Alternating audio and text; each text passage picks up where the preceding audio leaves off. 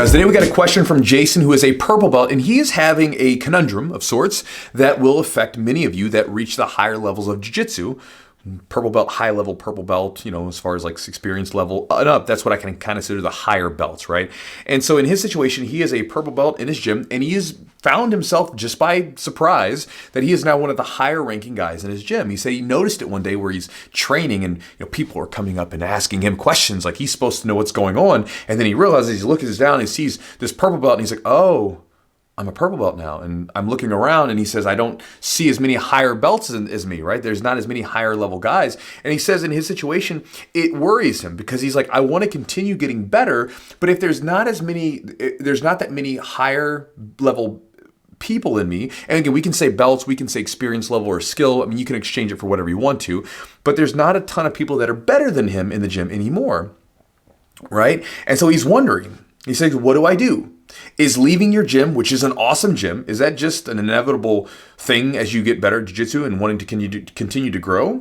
Is this a common dilemma for advanced belts? How do I keep advancing my BJJ when the number of people above me is becoming fewer and fewer? So it's a good question, bro. And it really depends on what you're going to do. Like if your goal in life is to be the number one competitor, the best competitor that there ever was, then yeah, maybe there's sometimes a reason to leave your gym and go to a more advanced gym or whatever. Maybe that's a possibility if you want to do that, right? That happens sometimes. But that said, there are many people who get very, very good staying with their home gym. And there's always a case to be made about staying with consistency, right? We'll maybe talk about that in a bit. But for you right now, you don't really want to leave your home gym based on the message that you sent me. You want to learn how to continue when you're one of the highest ranking people in your gym, right? And this is something I know pretty well about because when I started jiu-jitsu, white belt, learning from a purple belt, quickly got my blue belt, learning from a purple belt. And then like around the city, there were no black belts.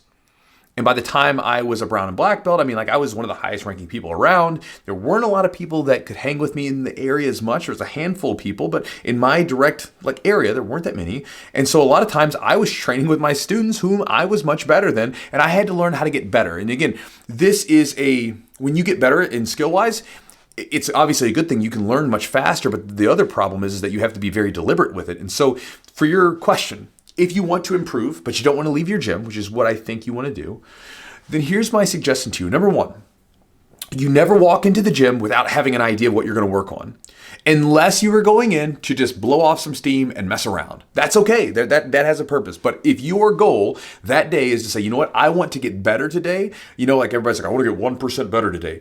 Okay, well, if you want to get 1% better, we don't walk in without a goal. We know what we're working on today. We come in, we say we're working on this technique or this position or whatever it might be. You don't just walk in without a goal.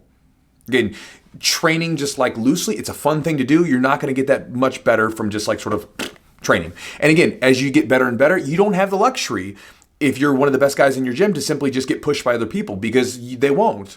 You'll be doing the pushing. And so you have to purposely put yourself in places that are going to force you to improve. Obviously, your coach can do this, but if you want to do it on your own, you can do that. Think about this. With my students, if I'm actively working on something, they would probably tell you what it was because they're like, oh, Chewy's trying to do this thing to me. He tried to do this thing 3 times on me. Or maybe back in the day, I remember there was a period of time where I was working on wrist locks and my students would tell you for like 2 months, I'm like, just rolling the wrists all the time and catching them in different wrist locks. And they would tell you that that's what I'm working on. Having something to work on is very, very important. Having something to shoot for is very important for us. Gives you a goal to shoot for and a specific thing that you can work on. And again, if you're working on that area, you're all wrapped up around that one area. It's very important. So as a higher belt, that's one strategy to do it. When you come in to train, you're working on that area as much as possible. The other thing, which again, these ideas aren't complicated, but again, integration and information are 2 different things. You can have the information, it can tickle your brain. But you integrating it into your life, those are 2 different things. This is why we can say, hey, listen, it's a really good idea. Go out and exercise for an hour a day. Very easy information. To integrate it into a habit, a lot more difficult. So with that said, another really good strategy is to drill. To go in, to find a technique that you're trying to work on, work out the kinks, do it as best you can, make it as smooth and perfect as you can, and then get lots and lots of reps with it. It's a really useful tool. Again, I know some people poo-poo on drilling when it comes to it because, again, we're trying to overcomplicate everything and try to reinvent the wheel. But again, when it comes down to what you see from like a lot of really good wrestlers, a lot of really good jiu-jitsu practitioners, there are a ton of people that will back up and say drilling is a really good idea. And again, drilling doesn't mean you go through the movement slowly. It means, once you get that movement down and you feel like you know it pretty well, you start speeding up the reps and you're getting a fantastic workout. You're getting a great like cardio workout that's working out your specific cardio sort of muscles or your specific jiu-jitsu muscles in a cardiovascular way. Your heart rate's going through the roof, but you're still pushing yourself with drills. And you're getting that movement that you need. And when you push it faster and faster, you're also adding some stress to it, which is going to better mimic when it comes time to actually use that technique during a roll. And those are two strategies. Those two things right there, that was what I did in order to, like when I was a black belt competing against other black belts, but all I had to train with was basically blue belts.